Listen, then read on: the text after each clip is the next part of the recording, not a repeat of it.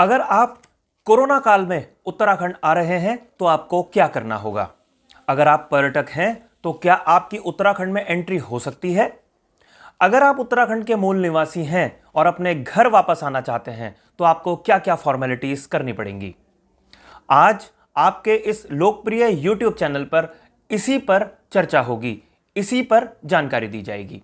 लेकिन सबसे पहले आप अपने इस पसंदीदा YouTube चैनल को सब्सक्राइब जरूर कीजिए। नमस्कार दोस्तों, मैं हूं मनमोहन भट्ट। आज बात उत्तराखंड में कोरोना संक्रमण की और उत्तराखंड आने वाले पर्यटकों या प्रवासी उत्तराखंडियों के लिए महत्वपूर्ण जानकारी की। उत्तराखंड में भी पूरे देश की तरह कोरोना संक्रमण तेजी से बढ़ रहा है। चाहे वो दिल्ली हो, चाहे वो उत्तर प्रदेश हो, चाहे वो पंजाब हो, हरियाणा हो, हिमाचल प्रदेश हो, राजस्थान हो, जिस तरीके से वहां पर कोरोना का ग्राफ बढ़ रहा है, वैसे ही उत्तराखंड में भी कोरोना का संक्रमण बढ़ रहा है। ऐसे में बड़ा सवाल सबके सामने खड़ा हो जाता है कि क्या एक बार फिर ये देश, ये प्रदेश लॉकडाउन की तरफ बढ़ रहा है? कई प्रदेशों ने लॉकडाउन लगा दिया है। उत्तराखंड में भी सख्ती बरती गई है। शाम को 7 बजे से लेकर सुबह तक कर्फ्यू लगा दिया गया है और उत्तराखंड में जो बाजार हैं वो 7 बजे से लेकर सुबह 7 बजे से लेकर सिर्फ 2 बजे तक ही खुल रहे हैं। ऐसे में बड़ा सवाल यह हो जाता है कि आने वाले दिनों में क्या होगा, और वो लोग जो उत्तराखंड के बाहर किसी ना किसी काम के सिलसिले में, नौकरी के सिलसिले में, रोजगार के सिलसिले में गए हैं, अगर वो उत्तराखंड आना चाहते हैं तो वो किस तरीके से उत्तराखंड आ सकते हैं? जो पर्यटक उत्तराखंड में घूमने के लिए आना चाहते हैं, जो भक्त उत्तराखंड में मंदिरों के दर्शन के लिए आना चाहते हैं, क्या उनकी एंट्री संभव है? इन सब चीजों पर हम आज चर्चा करने के लिए पहुंचे हैं। इन सब चीजों पर चर्चा हम करने जा रहे हैं। उत्तराखंड से बड़ी संख्या में लोग अलग अलग हिस्सों में नौकरी या रोजगार के लिए जाते हैं। दिल्ली, नोएडा, गाजियाबाद, लखनऊ, पंजाब, हरियाणा, हिमाचल प्रदेश, राजस्थान, ये कुछ ऐसे क्षेत्र हैं जहां पर उत्तराखंडी या प्रवासी उत्तराखंडी लाखों की संख्या में रहते हैं। पिछले साल भी जब कोरोना का संक्रमण तेजी से बढ़ा था, पूरे देश भर में लॉकडाउन हुआ था, तो तमाम लोग अपने अपने गृह प्रदेशों में गए थे और उत्तराखंड के वासी भी अपने अपने गांव की तरफ लौटे थे।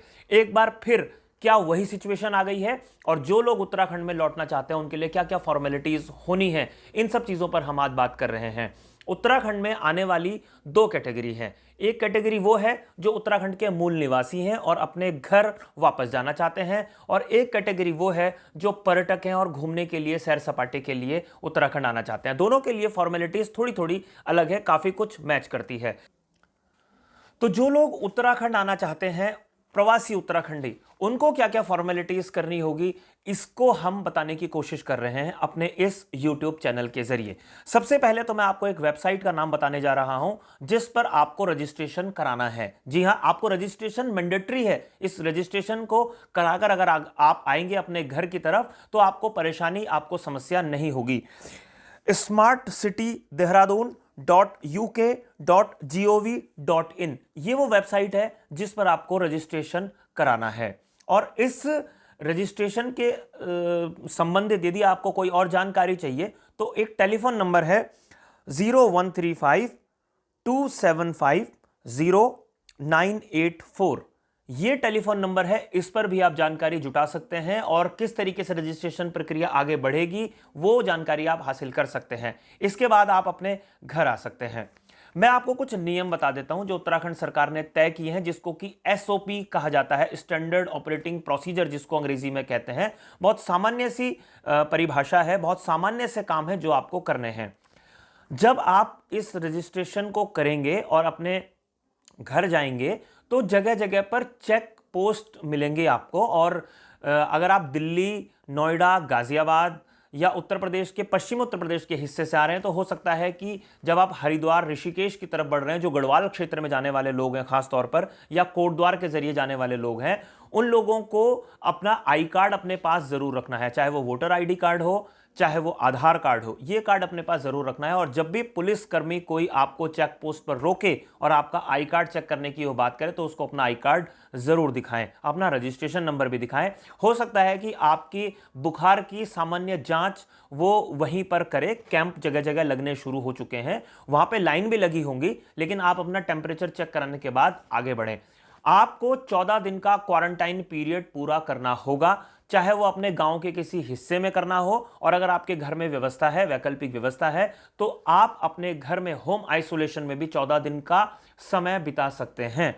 उत्तराखंड सरकार ने एक नई व्यवस्था की है। टेली हॉस्पिटल की जो व्यवस्था होती है उसको टेली मेडिसिन का नाम दिया गया है, और किसी भी प्रकार की कोई अगर आपको समस्या हो रही होगी तो उसको भी आप अपने डॉक्टर से कंसल्ट कर सकते हैं। वो भी मैं आपको बताऊंगा कि किस नंबर पर आपको डॉक्टर से संपर्क करना है। लेकिन पहले कि आपको एसओपी जो जारी की गई है उसके हिसाब से 14 दिन का क्वारंटाइन पीरियड पूरा करना होगा। उत्तराखंड आने की एक दूसरी कैटेगरी भी है, वो कैटेगरी है अपने पर्यटकों की। जो पर्यटक उत्तराखंड में आना चाहते हैं या जो भक्त उत्तराखंड में आना चाहते हैं भगवान के मंदिरों के दर्शन करने के लिए, उनके लिए भी गाइडलाइन जारी की गई है। वो अपनी 3 दिन की रिपोर्ट, 3 दिन पहले की रिपोर्ट नेगेटिव उनकी होनी चाहिए। आरटी-पीसीआर जिस टेस्ट को कहा जाता है उसकी रिपोर्ट नेगेटिव होनी चाहिए। 72 घंटे का उसमें जिक्र किया गया है, यानी 3 दिन पुरानी अगर रिपोर्ट है तो उत्तराखंड में आपकी एंट्री हो जाएगी।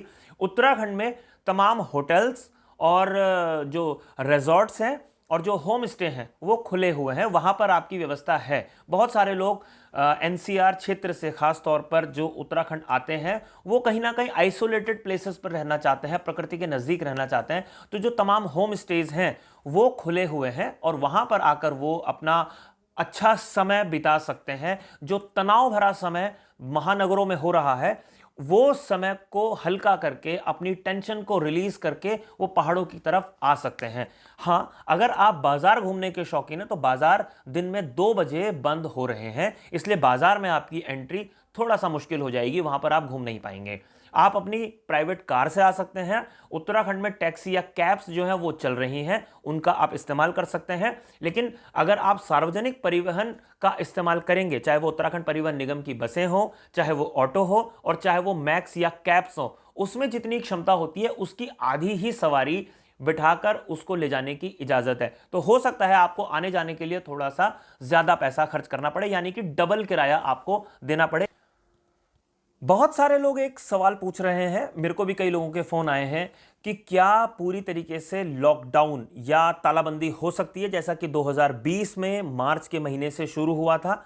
तो ऐसा लगता नहीं है, क्योंकि जो अर्थव्यवस्था की हालत उस लॉकडाउन के कारण पतली हुई थी वो इस बार लॉकडाउन लगने जा रहा है, ऐसा लगता नहीं है। और खुद प्रधानमंत्री नरेंद्र मोदी ने आकर इस बात का अनाउंस किया है कि लॉकडाउन बिल्कुल आखिरी ऑप्शन होना चाहिए। और अगर आप उत्तराखंड आ रहे हैं और किसी containment zone, micro containment zone से आ रहे हैं, तो हो सकता है कि आपकी एंट्री बाधित हो जाए। तो इस तरीके की कोशिश कीजिए जिसके घर के आसपास कोई कोरोना पॉजिटिव पेशेंट है उस क्षेत्र से ना ही वो उत्तराखंड में एंट्री करे तो बेहतर होगा। वो आपके लिए भी बेहतर है और उत्तराखंड के वासियों के लिए भी बेहतर है। जो लोग उत्तराखंड आ रहे हैं, खास तौर से प्रवासी उत्तराखंडी, और वो होम आइसोलेशन में या किसी भी तरीके के क्वारंटाइन सेंटर में अगर वो रहते हैं, तो उनके लिए सरकार ने ई टेलीमेडिसिन सेवा उपलब्ध कराई है।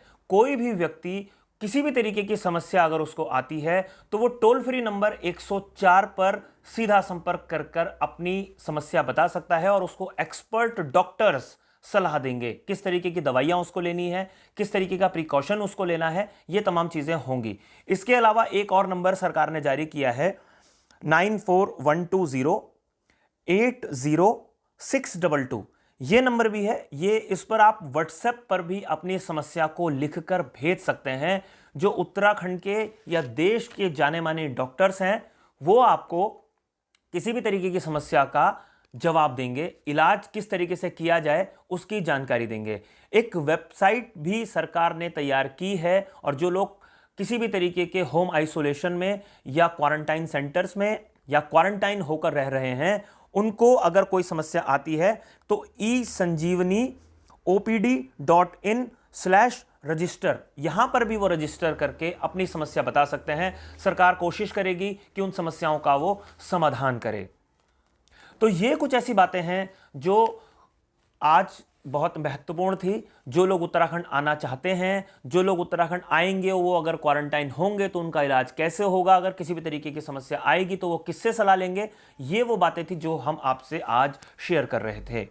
आपको ये वीडियो कैसा लगा हमें ज़रूर बताइएगा। अगर आपने अभी तक इस चैनल को सब्सक्राइब नहीं किया है तो कृपया इस चैनल को सब्सक्राइब कीजिए। आपको ये वीडियो अगर अच्छा लगा तो इसे लाइक कीजिए, इस पर कमेंट्स कीजिए और इसे शेयर कीजिए। और एक महत्वपूर्ण बात, अगर आप अपने कोई सुझाव देना चाहते हैं या किस तरीके के वीडियो आप देखना चाहते हैं वो भी हमें ज़रूर बताइए। अगले वीडियो में आपसे एक बार फिर मुलाकात होगी। तब तक के लिए नमस्कार।